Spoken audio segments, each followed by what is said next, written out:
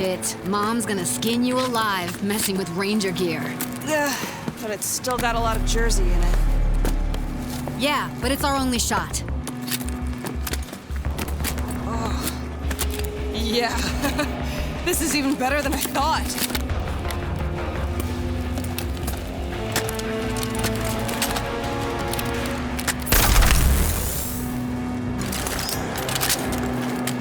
Back in 2011, Rage was released, an open-world action-adventure shooter set against the backdrop of a post-apocalyptic desert.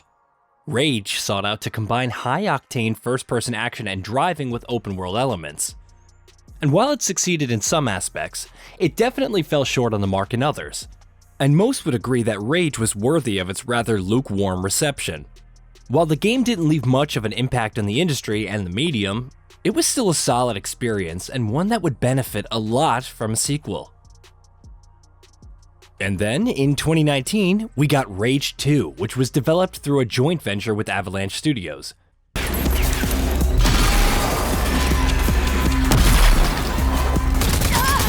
Rage 2 was a sequel that seemed to fix most of the criticisms aimed at the original, all while building upon the bombastic and action-packed combat loop that defined the first game. While the game did ultimately suffer a markedly worse fate than the original when it came to sales, with Rage 2 selling just a quarter of the original's physical sales in the opening week, the game itself received praise from critics and has earned a sort of cult classic status among its lovers.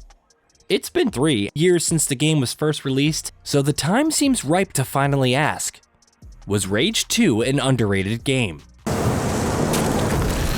We're here, Thor.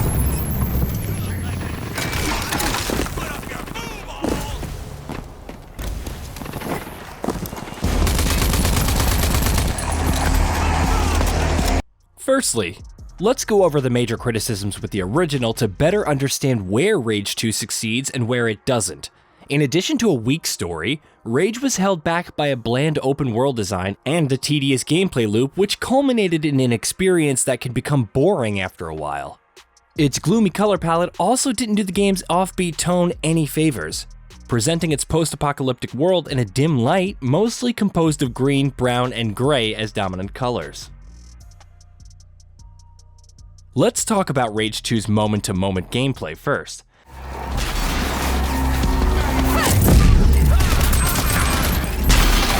The game builds upon the excellent first-person shooter foundations established by modern standards, and as such, the sheer intensity of its combat loop dwarfs the original with punchy sound effects, plenty of visual feedback, and the sense of always moving forward instead of hiding behind cover and taking out enemies one by one.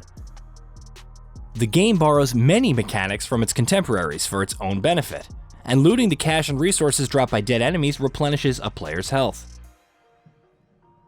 Additionally, players can also explore the game's vast open world and seek out useful skills such as ground pounds, double jumps, and dash swipes that help to enhance the dynamic nature of the gameplay loop.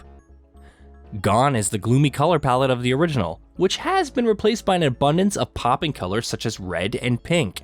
Furthermore, with a vast array of distinct weapons available at the player's disposal and an equally vast assortment of enemy types to fight, Rage's 2 combat system rarely gets repetitive. Instead, the game continues to throw more options at the player with the extensive skill trees for the player's vehicles, weapons, and abilities that all change the way how they are used within combat encounters.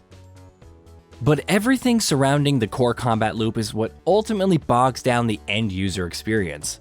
The story is just as uninteresting as the first game, which isn't the biggest criticism considering that it isn't the focal point of the experience, but this combined with repetitive missions for the majority of the game can result in a sense of tedium, which sours the surprisingly solid moment-to-moment gameplay experience.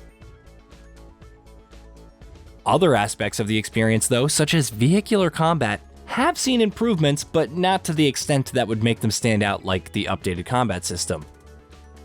Rage 2 firstly never really explores the full potential of its armored vehicles, aside from a few car chases and race events. The open world itself, while gorgeous on a visual level, houses only a few surprises scattered around here and there. It's also largely based around the same cookie-cutter design of most of Ubisoft's games. This is especially disappointing considering the sheer potential for goofy side quests and random encounters afforded by the game's eccentric tone and punk rock aesthetics.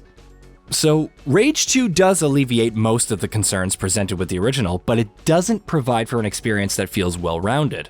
Most would agree that Rage 2 could be summed up as a game of two halves, a bombastic combat loop that's best in class and an underwhelming open world with cookie-cutter content and repetitive missions. As it stands now, Rage 2 stands at a rating of 73 on review aggregator Metacritic, and it isn't too unreasonable if we're being honest.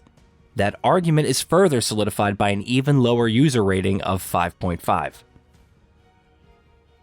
As for its sales, the game definitely didn't perform as well as it should have on the commercial front. While there is no information on the latest sales figures of the game, we do know that the game sold significantly less than its predecessor, which didn't have any impressive sales numbers to begin with. What's more surprising is that Rage 2 was released in May, which is usually a dry spell for video game releases, so the game did get an ample amount of time to shine in the spotlight. Of course, a major contributing factor to this rather unfavorable commercial reception is Bethesda's poor marketing record, which very much stands true in the case of Rage 2. So, looking in that context, one could say that Rage 2 is an underrated game. Simply put, it's a sequel that's simultaneously a big step forward in the right direction, but also one that failed to fully deliver improvements in other aspects. It's a sequel that would serve well to those who enjoyed the original, and it's also a game that is a fresh take on the open world RPG formula that has come to dominate the AAA landscape. But at the same time, it doesn't lean on its differentiating factors too much that it would end up appealing to newcomers in the franchise. And while its critical reception can be considered a just one, Rage 2 didn't deserve such a poor commercial reception. But Avalanche Studios aren't the only ones to blame for the disappointing figures. Gotta flip a bowl.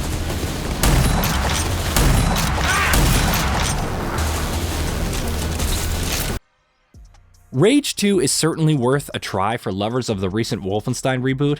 The game was previously given out as a free title on the Epic Games Store, and with its availability on Xbox Game Pass, interested fans can easily try out the game.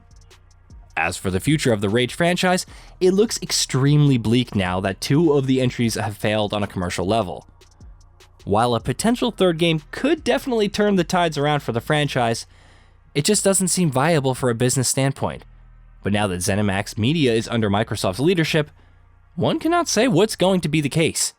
Either way, it seems fair to say that chances are pretty slim that we might see a potential Rage 3 anytime in the future.